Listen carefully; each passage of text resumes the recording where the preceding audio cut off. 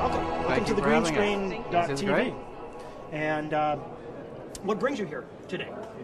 We're here about energy. That's what we do. We deal in electricity and gas. So that's the commodities that we're familiar with, and we work on the supply side. Mm-hmm. And Lauren?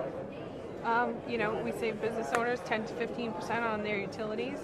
It's nice because a lot of people here are in the solar industry and, you know, looking to reduce their costs. And so our company is kind of unique because we don't have load consumption. So, you know, if you went all solar panel, you know, you'd only be billed on the kilowatts that you use. So it's a nice. difficult partnership. It's one of the things in the industry. A lot of people go to suppliers and they go out and say, now that I've had this agreement in place to have supply, they want to now reduce the amount that they're using. And they have great opportunities here at the show because we have LEDs, we have solar, photovoltaics, all sorts of technologies here that can reduce that. But we're the only company out there that partners in a no forward commitment way.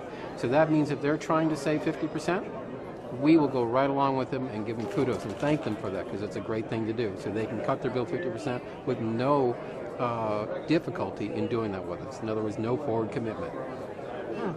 Have you come to the NESE conference in years past? Absolutely. Yes. Yeah. What does NESE represent to you, to your company?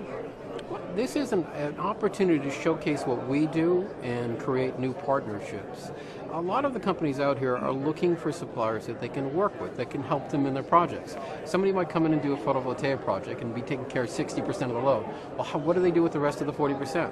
That's where we come in. We can help them with the rest of the 40% and also provide a green power system for that 40% as well, because we're a Green E certified company.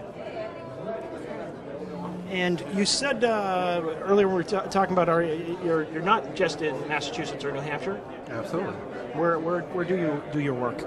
There's California, there's New York, Ohio, Illinois, New Jersey, Massachusetts, Connecticut, Rhode Island, New Hampshire, so all those other Maine. Places want to save energy too? Oh, absolutely. Yeah, you could say that. Yes.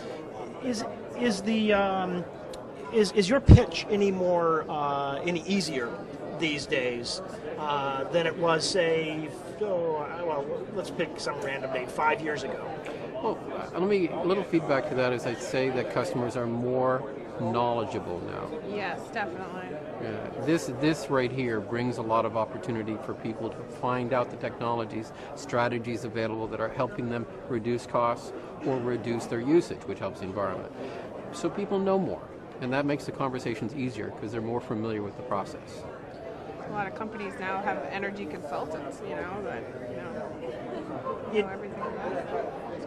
It seems to me that it used to be that it was kind of a hard pitch. You had to sort of provide a big picture, and now the idea that energy savings is actually is similar to making money. Because margins are so much slimmer across the boards that people are looking at everything, and very competitive market. Yeah, there's a lot of savings. Absolutely. In energy in particular. You said as we were talking before, not only energy savings. What is the whole portfolio of what you offer? Well, it is energy savings, but you might call it strategies in energy savings. You know, because we deal both in the green side, we also deal in derivative markets for very large companies. So we might partner with them in ways that we can protect them into the future on their energy costs. And there are certain strategies which I can't get into here in this conversation that we can deal with to help them with those projects.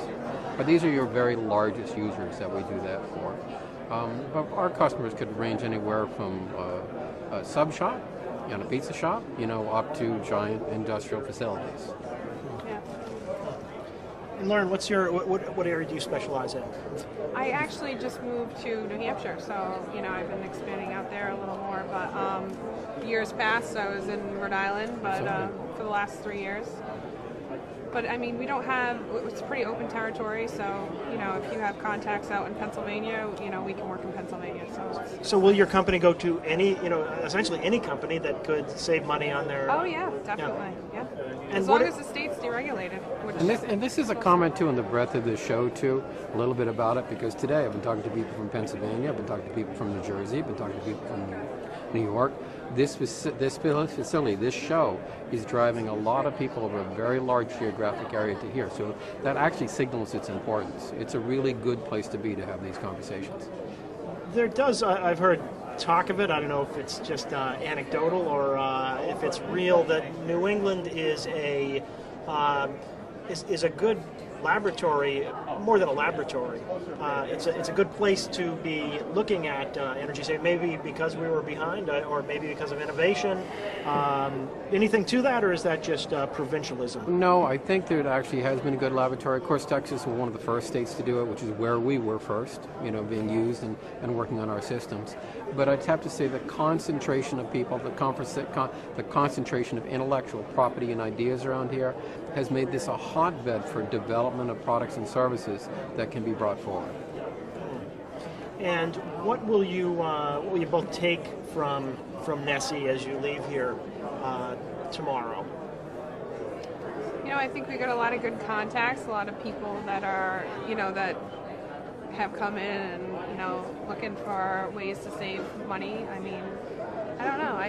It's definitely the contacts, I think, and the relationships and the different people that we meet. I'd say differently, too. There's also a sense of commitment, and I'll put it to you this way. The people that are coming to the table, because I've been looking at LEED certified projects, LEED buildings, architects, etc., there's a certain level of commitment from these people to moving this process forward. So you understand that when you're here and we're doing one part of this, there's a much larger goal that people are working together for, and you can sense that in people. They know that. They aren't just involved in that one little piece.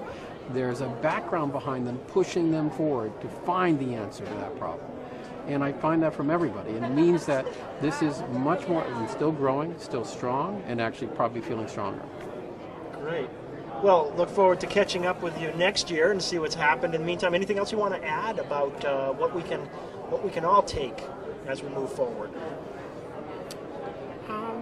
That's a big question, isn't it? It is. In 2 minutes or less. No, actually, that's the beauty of this kind of forum is that, what the heck, let's jabber for a little bit. So we thought we were all done, but it's never done.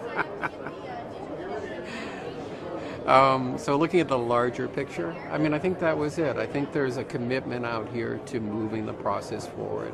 I'm a lead AP, right? I've got 2 patents in conservation products. I do solar energy design studies, and those are things I've done in the past. This is an industry that I've been involved in around energy for probably 20 or 30 years now, and I saw the mistakes in the 80s, right? And we did not make it over that hump. You didn't get to the point where the systems, the process, and everything was sustainable. We have a second chance, and rarely do you get a second chance like this, where everything is in place, most of the puzzle pieces are there. It's just a matter of organizing what's there and making it work. We have that second chance. The pieces are here. We just need to put them together to move it forward. That's great. Whole systems has been the theme, and we have a leader right now who's, I think, is a systems guy. Talking about on a national level. It's tough. It's tough going in terms of how to get national systems, if not electrical systems, if not some of the things you work on. Well, anything you talk about is there a whole complex of issues that come with it. You want to do an electric car? Well, guess what? You need a grid that supports it. We're part of that, system out of there. Because if you don't have generation to cover the new use, if we all of a sudden double the electricity out here, we don't have a generation capacity for it. So you have to stage things, and they're staging things now coming forward. That's why electric car is going to take a while to come into the system. So you have to build generation and infrastructure to support it. You can't do it all at once. But you look at that, you understand that some of these programs need to be dealt with at the national level, and there's a good partnership between business and government right now in moving these programs forward.